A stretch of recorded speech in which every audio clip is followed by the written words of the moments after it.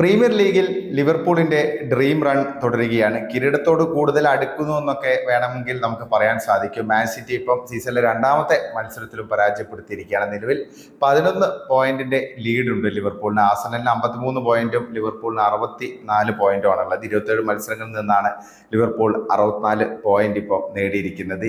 കഴിഞ്ഞ 23 മത്സരങ്ങളിലായിട്ട് പ്രീമിയർ ലീഗിൽ അവർ പരാജയം അറിഞ്ഞിട്ടില്ല. ശരിക്കും ഒരു ഡ്രീം റൺ തന്നെയാണ് ലിവർപൂളിനെ സംബന്ധിച്ച്. ഇപ്പൊ മാൻ സിറ്റിയുമായിട്ടുള്ള മത്സരം, അതും എത്തിഹാദ് സ്റ്റേഡിയത്തിൽ നടക്കുമ്പോൾ സ്വാഭാവികമായിട്ടും നല്ലൊരു ഫൈറ്റ് തന്നെയാണ് നമ്മൾ പ്രതീക്ഷിച്ചത്. പക്ഷെ അങ്ങനെയാണെങ്കിലും ലിവർപൂളിന് ഒരു മുൻതൂക്കമുണ്ട്. നിലവിലെ സിറ്റുവേഷൻ അങ്ങനെയാണ്. ഈ സീസണിലെ ഫോം അനുസരിച്ച് നമുക്ക് വിലയിരുത്താൻ പറ്റുകയാണെങ്കിൽ ലിവർപൂളിന് ഒരു കറക്റ്റ് ആയിട്ടുള്ള ഒരു ഡൊമിനേഷൻ ഉണ്ടാവുമെന്ന് നമുക്കറിയാം. ലിവർപൂൾ ഒരു വലിയ ഒരു സ്കോറിനൊക്കെ ചിലപ്പം ജയിച്ചേക്കാന്നുള്ളൊരു ആശങ്കയുണ്ടായിരുന്നു. പ്രത്യേകിച്ച് മാഞ്ചസ്റ്റർ സിറ്റി അവസാന ചാമ്പ്യൻസ് ലീഗ് മത്സരത്തിൽ റയൽ മാഡ്രിഡിനോട് തകർന്നടിഞ്ഞിട്ടൊക്കെയാണ് വന്നത്. മോറലിയൊക്കെ വീക്കാണ്. അപ്പം അങ്ങനെയുള്ള കുറെ പ്രശ്നങ്ങളുണ്ട്. ഹാലൻഡ് ഇല്ല. അപ്പം ആ ഒരു സിറ്റുവേഷനിലാണ് ഈ മത്സരം വന്നത്. പക്ഷേ മത്സരത്തിൽ ലിവർപൂളിന് ഡൊമിനേറ്റ് ചെയ്യാൻ പറ്റുമോ എന്ന് ചോദിച്ചാൽ ഡൊമിനേറ്റ് ചെയ്യാൻ പറ്റില്ല. പക്ഷേ അവർക്ക് 3 പോയിന്റ് നേടാൻ സാധിച്ചു. 2 ഗോളിന്റെ വിജയം നേടാൻ സാധിച്ചു. കിട്ടിയ അവസരങ്ങൾ കൃത്യമായിട്ട് വിനിയോഗിക്കാൻ മുഹമ്മദ് സാലയ്ക്കും സൊബോസ്ലൈക്കും ലിവർപൂളിനൊക്കെ സാധിച്ചു എന്ന് പറയേണ്ടി വരും. കാരണം പൊസിഷനൊക്കെ നോക്കുകയാണെങ്കിൽ 66% പൊസിഷൻ സിറ്റിക്ക്. അത് ഓഫ് കോഴ്സ് സിറ്റിയുടെ ഒരു ഗെയിം നമുക്കറിയാം, പ്രത്യേകിച്ച് ഹോം ടർഫിലാകുമ്പോൾ.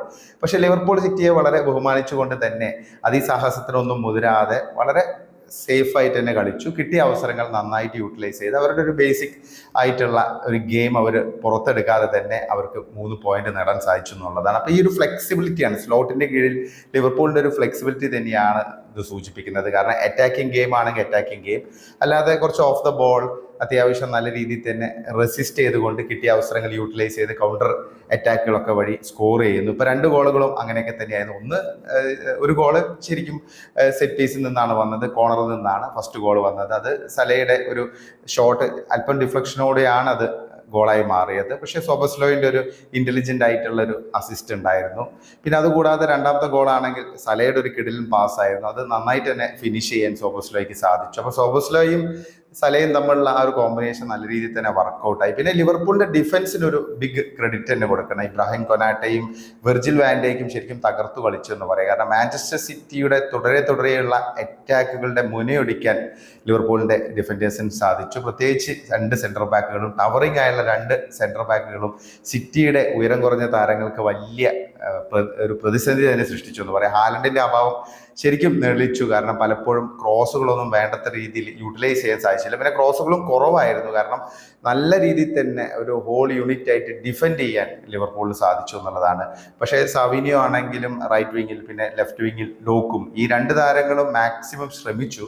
അവരുടെ ഭാഗത്ത് നിന്ന് നല്ല സ്കിൽഫുൾ ആയുള്ള പ്ലേ ഉണ്ടായിരുന്നു. പക്ഷേ അത് റിസൾട്ടിലേക്ക് എത്തിക്കാൻ സാധിച്ചില്ല. കാരണം ബോക്സിനുള്ളിലേക്ക് കടന്നു കയറാൻ സാധിച്ചില്ല എന്നുള്ളതാണ്. കാരണം എല്ലാവരും കൂടെ ചേർന്ന് ഒരു കോമ്പോസിറ്റ് ആയിട്ട് ഒരു ഡിഫെൻസീവ് ഗെയിം തന്നെ ആവശ്യ സന്ദർഭങ്ങളിൽ ലിവർപൂൾ പയറ്റിയെന്ന് പറയേണ്ടി വരും. പ്രത്യേകിച്ച് സല പോലും ഡിഫൻസിനെ വലിയ രീതിയിൽ ഹെൽപ്പ് ചെയ്യുന്ന രീതിയിൽ പലപ്പോഴും നമുക്ക് കാണാൻ സാധിച്ചു. അപ്പം ലിവർപൂളിനെ സംബന്ധിച്ച് വളരെ ഇന്റലിജന്റായി ടാക്ടിക്കലി നേടിയ ഒരു വിജയം തന്നെയാണ്. അവരെ സംബന്ധിച്ച് അവരുടെ ആ ഒരു ഡ്രീം റൺ തുടരുന്നു. ഇപ്പം നിലവിൽ ഇനിയിപ്പം ലിവർപൂളിന് ബാക്കിയുള്ളത് പ്രീമിയർ ലീഗിൽ ഈ സീസണിൽ 11 മത്സരങ്ങൾ, അതിൽ 7 മത്സരങ്ങൾ ഹോം മത്സരങ്ങളാണ്. ആൻഫീൽഡിലാണ് കളിക്കേണ്ടത് എന്നുള്ളതാണ് മറ്റൊരു അനുകൂല ഘടകം. എന്തായാലും ലിവർപൂളിനെ ഇനി തടയുക വലിയ ബുദ്ധിമുട്ട് തന്നെയായിരിക്കും എന്നുള്ള കാര്യത്തിൽ സംശയമില്ല. പ്രത്യേകിച്ച് സിറ്റിയെ സംബന്ധിച്ച് സിറ്റിക്ക് ഇപ്പം 44 പോയിന്റ് ഉള്ളത് 4ാം സ്ഥാനത്ത് നിൽക്കുന്നു. ആർസണലാണ് ഇപ്പം ലിവർപൂളിന്റെ ഒരു പ്രധാനപ്പെട്ട ഒരു കോമ്പറ്റീറ്ററായിട്ട് ഈ സീസണിൽ ഇപ്പം നിൽക്കുന്നത്. പക്ഷെ ആർസണലിന് ഇഷ്യൂസ് ഉണ്ട്. ഇപ്പൊ സാക്ക ഇതുവരെ തിരിച്ചെത്തിയിട്ടില്ല, പരിക്കുകളൊക്കെ ഉണ്ട്. പിന്നെ നല്ലൊരു സ്ട്രൈക്കർ ഇല്ല, ഗോളുകൾ വേണ്ടത്ര രീതിയിൽ കണ്ടെത്താൻ പറ്റുന്നില്ല എന്നുള്ളതാണ്. അപ്പൊ ലിവർപൂൾ നേരെ മറിച്ചാണ്. എങ്ങനെ വിജയിക്കണമെന്ന് അവർക്ക് കറക്റ്റ് ആയിട്ട് അറിയാം.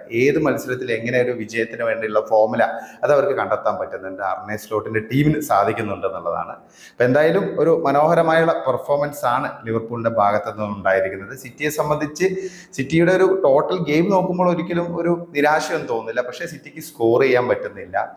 ഫൈനൽ തേർഡിൽ സിറ്റിയുടെ താരങ്ങൾ ശരിക്കും സ്ട്രഗിൾ ചെയ്യുകയാണ് കണ്ടത്. പിന്നെ ഡിഫൻസിൽ ചെറിയ പ്രശ്നങ്ങളൊക്കെ ഉണ്ട്. അത് വീണ്ടും ഇങ്ങനെ റിഫ്ലക്ട് ചെയ്ത് നിൽക്കുന്നു എന്നുള്ളതാണ്. പിന്നെ എഡേഴ്സന്റെ 1-2 നല്ല സേവുകളൊക്കെ ഉണ്ടായിരുന്നു.